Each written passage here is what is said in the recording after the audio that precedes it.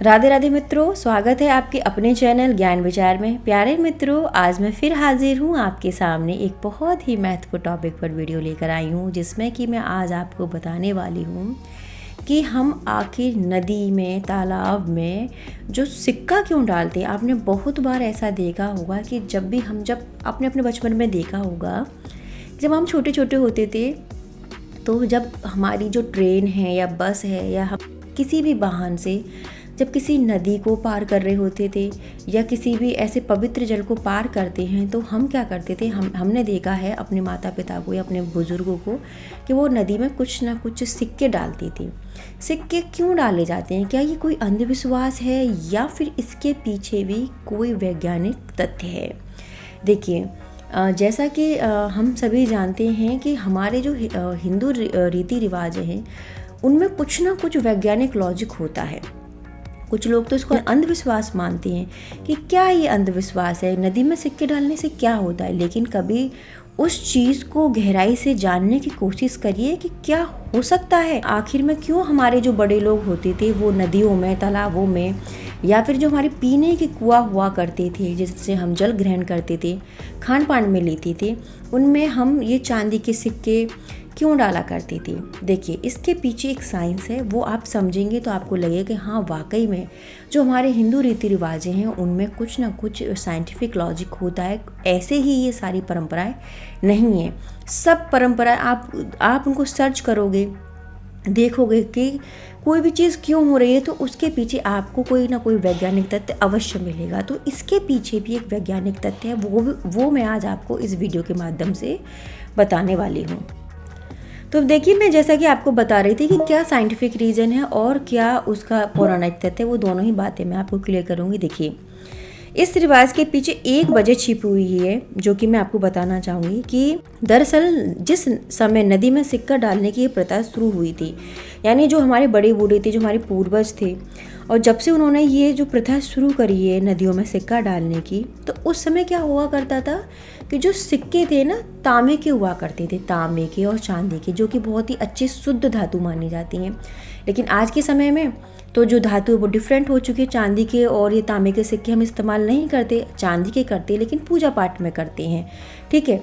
लेकिन अपनी दिनचर्या चलाने के लिए हम दूसरे तरीके के सिक्के, कागज़ के हैं, कुछ वैसे सिक्के धातु के।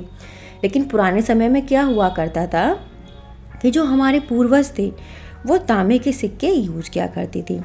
और जो तांबा है वो पानी का प्यूरिफिकेशन करने में काम आता है, यानी हमारे वाटर को फिल्टर करता है, उसका प्यूरिफिकेशन करता है, अशुद्धियों को दूर करता है।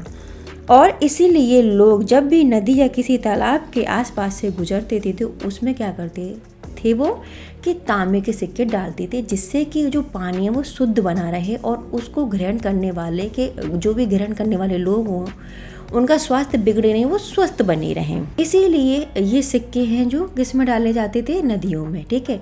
लेकिन आजकल की जो जनरेशन है कुछ जानती नहीं है, समझती नहीं है और हर चीज़ को अंधविश्वास का नाम देती है कि ये क्या सब चीज़ अंधविश्वास है। लेकिन यदि कोई भी न्यू जनरेशन मेरी इस वीडियो को देख रही हो तो प्लीज़ आप इन सब चीज़ों पर रिसर्च करिए, देखिए, जानिए कि आखिर में ऐसा क्यों हो रहा है, किस कारण हो रहा है, इससे क्या लाभ है।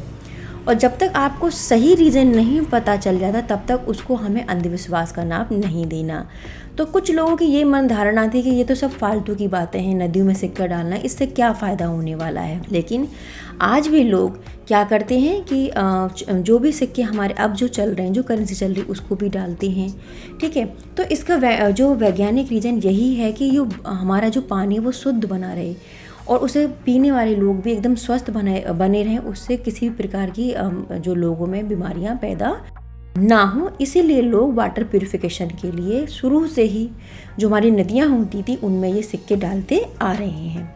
साथ ही साथ इसकी जो धार्मिक जो मान्यता है वो यह है कि अगर हमें कोई भी दोष लगा हुआ है, कोई भी पितृ दोष है या किसी भी प्रकार नवग्रह दोष है हमें, तो हम चांदी के सिक्के उसकी पूजा अर्चना करके नदी में प्रभावित करते हैं, चाहे वो यमुना नदी हो, चाहे वो गंगा नदी हो, कोई भी पवित्र नदी है, उसमें हम चांदी के सिक्के को प्रभावित करते हैं तो जो हमारे ग्रह दोष हैं वो भी दूर होते हैं, हमारे जो पितृ दोष हैं वो भी दूर होते हैं। तो इस तरीके से इसके जो साइंटिफिक रीज़न है और जो आध्यात्मिक रीज़न है वो दोनों ही हमें समझ में आते हैं कि जो हम सिक्के नदियों में डालते हैं उनसे हमें क्या लाभ प्राप्त होते हैं। ये किसी प्रकार की कोई अंधविश्वास नहीं है, ये इससे हमें फल ही प्राप्त होता है, शुभ लाभ ही प्राप्त होते हैं यदि हम नदियों में या तालाबों में चांदी का सिक्का, तांबे का सिक्का या फिर जो भी हम नॉर्मल सिक्के यूज़ करें उनको डालते हैं। तो मैं आशा करती हूँ प्यारे मित्रों आपको ये चीज़ समझ में आई हो, ये बात समझ में आई हो, जो कि बहुत ही कम लोगों को पता होती है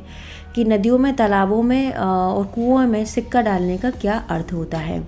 तो उम्मीद करती हूँ ये दी हुई जानकारी आपको अच्छी लगी हो, तो प्लीज़ ज़्यादा से ज़्यादा लोगों के साथ इसको शेयर करिएगा। और हाँ, कमेंट बॉक्स में कमेंट करके आप ज़रूर बताइएगा कि आपको ये दी हुई जानकारी कैसी लगी। और हाँ, हमें ये परंपरा आगे तक बढ़ा के रखनी है, इसलिए आप यदि नदी, तालाब या किसी के ऊपर से गुजरते हैं तो आपके पास यदि चांदी का सिक्का या किसी भी धातु का सिक्का है तो उसमें आप ज़रूर डालिए। आपको आपकी जो भी इच्छा है, क्योंकि हमें गुड लक के रूप में भी हम उसमें उसको डाल सकते हैं, हमारी विशेष पूरी होती हैं यदि आप इन सब चीज़ों पर बिलीव करते हो तो प्यारे मित्रों, दूसरी वीडियो मिलते हैं नए टॉपिक के साथ। तब तक के लिए नमस्कार।